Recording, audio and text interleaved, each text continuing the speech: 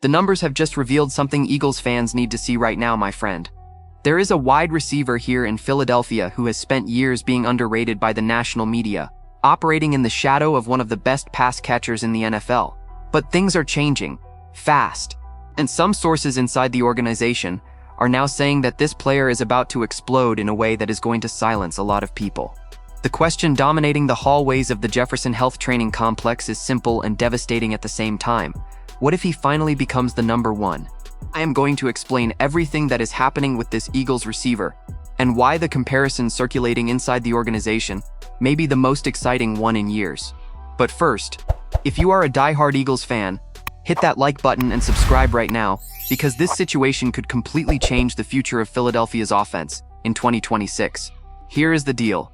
The player in question is DeVonta Smith, wide receiver for the Philadelphia Eagles. And the comparison being made inside the organization is to Jaxon Smith-Njigba of the Seattle Seahawks. And what that young man did after DK Metcalf was traded is simply absurd. Just look at Smith-Njigba's numbers to understand what we are talking about. In his first 2 years in the league, with Metcalf beside him, he averaged 4.8 receptions per game and just 51.7 yards per contest. 10 touchdowns during that stretch. Solid numbers, but nothing that would make you say that was an elite receiver. Then Seattle traded Metcalf, and Smith-Njigba erupted. 7 receptions per game, 105.5 yards per contest, and another 10 touchdowns. He practically doubled his production. That same elevation in role is exactly what awaits DeVonta Smith if A.J. Brown leaves Philadelphia. Now think about this. DeVonta Smith has accumulated 5,019 yards and 31 touchdowns over 5 seasons in the NFL, an average of 1,004 yards and 6 touchdowns per season. And he did all of that as a WR2, as a second receiver operating in a reduced role, creating space for A.J. Brown. The majority of those numbers came without the primary attention of opposing defenses. 3 of the last 4 seasons with over 1,000 receiving yards. In the 4th, he was on pace before a hamstring injury cost him 3 games. He has averaged 80 receptions and 1,026 yards per season as a WR2 alongside Brown. Those numbers, my friend, are the numbers of a WR1 disguised as a WR2. And that is exactly what some people inside the Eagles organization believe. According to Philly Voice, members of the Philadelphia franchise believe that Smith can do with his promotion to WR1 what Jaxon Smith-Njigba did in Seattle.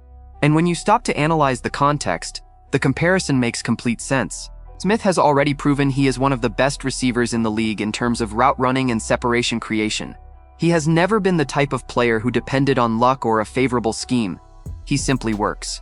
The question has always been about volume and attention. But for that to happen, there is one name that needs to leave: A.J. Brown. And this is where things get complex, my friend.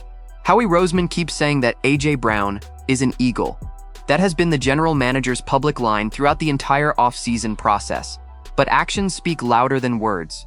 The Eagles signed Hollywood Brown in free agency.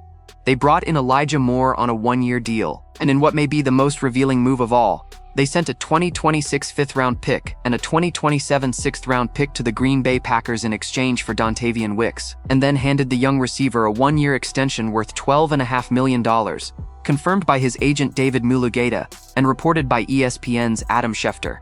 3 moves in a matter of weeks. Schefter could not have been more direct in his analysis. Every receiver added to the roster reinforces the idea that the Eagles are open to trading Brown. So why have the Eagles not traded Brown yet? The answer is in the calendar and the salary cap numbers, my friend. Trading Brown before June 1st would cost the Eagles over $40 million in 2026 cap space, an insane number for a player who would be leaving the team. But if the trade happens after June 1st, that number drops to less than $20 million. That is a difference of over $20 million that the Eagles save simply by waiting. And nobody in Philadelphia is going to waste that kind of money, especially with Howie Roseman managing the cap. Here's what makes DeVonta Smith's story so remarkable, though, and what the national media consistently fails to appreciate. This is a receiver who has never once made noise in the press room, never once demanded more targets, never once used social media to signal his frustration. 5 years of being one of the most efficient pass catchers in the NFL. 5 years of winning routes against top corners. 5 years of delivering on third downs and in playoff moments, including that dagger catch in the Eagles' Super Bowl run. And he has done it all with a quiet, professional hunger that you simply do not see very often at this level. When Nick Sirianni and the organization talk about the culture inside that locker room, DeVonta Smith is one of the main reasons that culture exists. And now, for the first time in his career, the offense may be built entirely around him. That is not a burden for Smith. For a competitor of his nature, that is a gift. That means the most likely scenario is that Brown stays on the roster through the draft, which takes place on April 23rd, with the trade happening in the summer, after June 1st. Which brings us back to DeVonta Smith, and this historic window that may be opening up for him. If Brown is traded, the Eagles' wide receiver room would take on a very different shape. Smith would immediately and definitively become the WR1. Dontavian Wicks, who already has familiarity with new offensive coordinator Sean Mannion from their time together in Green Bay, would step into the WR2 role. Hollywood Brown would operate as the WR3, a field stretcher who can create space for Smith and tight end Dallas Goedert in intermediate route areas. And the Eagles still hold picks number 54 and 68 in the draft, where they could add yet another receiver to further deepen the group. What makes this situation even more intriguing is the new offensive system. Sean Mannion arrives as offensive coordinator with his own ideas about how to maximize the talent on the roster. And according to the Eagles' own website, Mannion has already demonstrated confidence in the receiver group that Roseman assembled, with Wicks, in particular, carrying the trust of the new coordinator. That is not a minor detail. The chemistry between a receiver and the coordinator who deploys him can be the difference between a good season and a historic one. But you might ask me, can Smith actually replicate exactly what Smith-Njigba did? That is a question that deserves an honest answer. The comparison is tempting, but there are important differences between the two scenarios. In Seattle, Geno Smith was replaced by Sam Darnold in the 2025 season, and the pass volume in the Seahawks offense increased significantly. Jalen Hurts is a different kind of quarterback than Darnold, a more complete athlete, but a different type of passer by nature. The Eagles have historically thrown the ball less than other teams in the league, and that directly impacts the volume of receptions available for each receiver. Smith may not reach the 7 receptions per game that Smith-Njigba averaged in his first season as a WR1, but what he can do with the routes he will run as the primary target is something no defense is going to be able to ignore. And that is where the real argument lives. Smith does not need to be Jaxon Smith-Njigba to justify the excitement.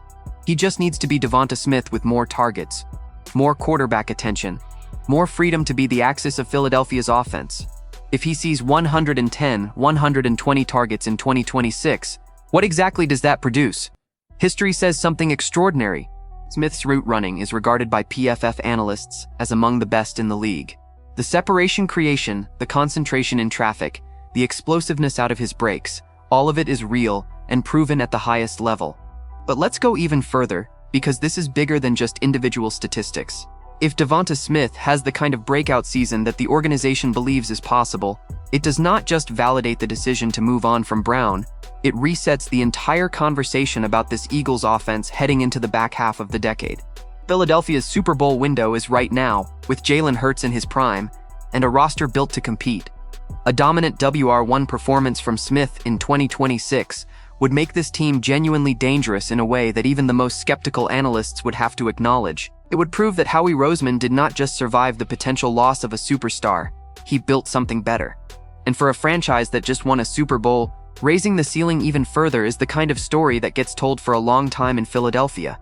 With a new offensive coordinator in Mannion trying to establish his identity in the system, with a completely rebuilt receiver core around Smith, and with the real possibility of A.J. Brown being traded after June 1st, what would be the best strategy for the Eagles to maximize DeVonta Smith's talent in 2026? Should they use the draft to target a high-impact wide receiver that forces defenses to respect the field even more? Or trust the current group and let Smith shine with room to operate? Leave your opinion in the comments. Do not forget to hit that like button and subscribe to the channel. I will be back later to update you with the latest Eagles news.